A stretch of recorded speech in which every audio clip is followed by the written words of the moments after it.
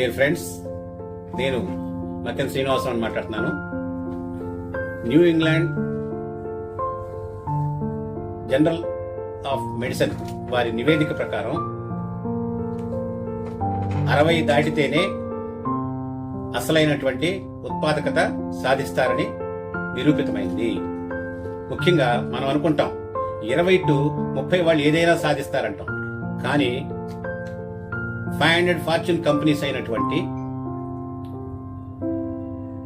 వారి యొక్క సిఇఓల యొక్క యావరేజ్ వయస్సు 63 ఏళ్ళు.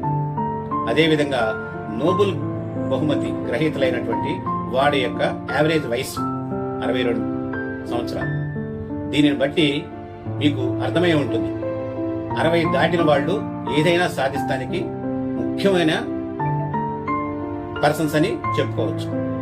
ఎందుకంటే ఈ విధమైనటువంటి న్యూ ఇంగ్లాండ్ వాళ్ళు నివేదిక ప్రకారం మనం గమనించాం కాబట్టి వీటిలో ఉన్నటువంటి ముఖ్యమైనటువంటి ఆలోచన ఎలా ఉంటుందంటే వీళ్ళు పరిజ్ఞానం కలిగి ఉంటారు, ప్లస్ అనుభవం కలిగి ఉంటారు, ప్లస్ సంపద కలిగి ఉంటారు. అందువల్ల వీళ్ళు స్వేచ్ఛగా నిర్ణయాలు తీసుకుంటారు. ఆటోమేటిక్ గా ఉత్పాదకత పెరిగే అవకాశం చాలా మెరుగ్గా ఉంటుందని చెప్తున్నారు. సో 60 to 80 వాళ్ళు ఏదో అయిపోయాము, ఇంకంతా కాలం అంతా ముగిసిపోయింది, మనం ఇంకేం చేయలేమని నిస్సహాయ స్థితిలో ఉండాల్సిన అవసరమే లేదు. ఈ పొజిషన్ నుంచే, ఈ యొక్క ఏజ్ నుంచే మీరు ఏదైనా సాధించడానికి ముఖ్యంగా అవకాశాలు ఉంటాయని మీరు గుర్తించండి. నెక్స్ట్ జనరేషన్ కి మంచి మార్గదర్శకులు అవ్వండి.